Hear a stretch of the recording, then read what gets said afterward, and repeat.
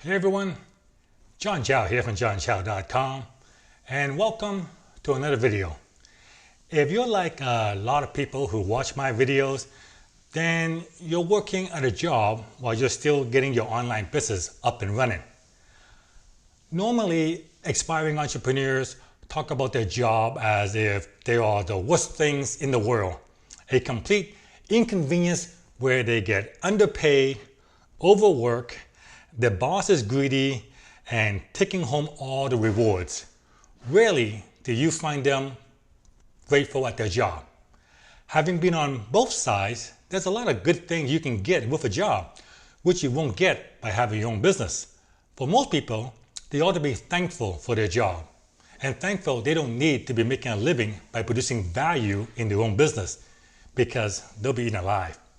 I watched many people over the years who work for me secretly disparage their role and talk about how much their job sucks.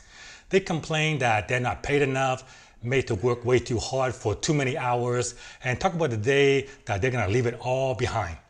Finally, they work up the courage to quit, show their resentment for the job and how they resign.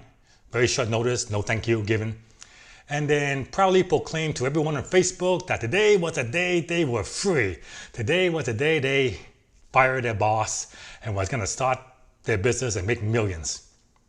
6 months later, I get a private message on Skype from them with a more sober tone asking, "Hey John, I hope you're doing well. We're checking to see if you might have a part-time work available for me." So before you quit your job and tell your boss to go to hell, let's talk about a few things. First, most people quit their job because of time excuses. They feel they don't have enough time to work on their business. I don't agree with this at all. There's always time, and a true resourceful entrepreneur will always find it. We have 24 hours in a day. Whether you're Warren Buffett or a homeless beggar, it's about priorities. In order to start a business, you got to move that business into one of your top 3 priority slots. The closer it is to the most important thing in your life, the better you will usually do. You should always be looking for opportunities during the day to accomplish useful work in your business. For example, some people spend an hour commuting to work and then another hour going back home. That's 2 hours right there that you could use to accomplish something, like doing a sales call, or making a video or audio clip for your website while you're in your car, or doing some prospective calling to get JV partners, or hosting a webinar. Quick story. One of the highest paid affiliates marketers that I know landed in Vegas to speak at an event that I was at. His plane was late, so he had to start the webinar in the taxi on the way to the airport using the driver's cell phone as a hotspot. And then when he got to the hotel, he had a guest call, give him a testimonial while he was checking in, and then go to his room to finish the webinar selling a whole bunch of products.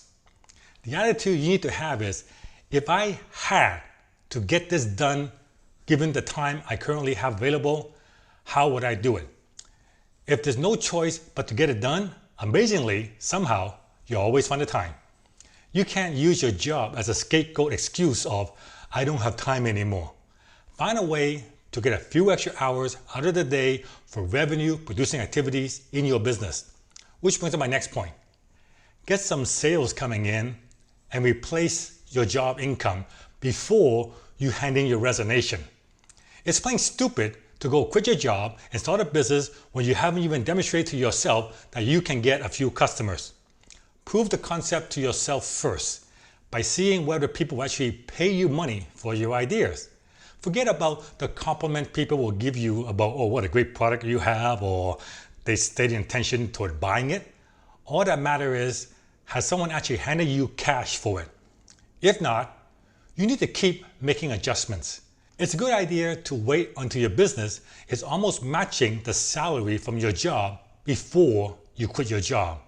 Once you have a good couple of months where your business earns at least 75% of what your regular job does, that's a pretty good time to jump in with both feet. And don't quit your job because of one great customer.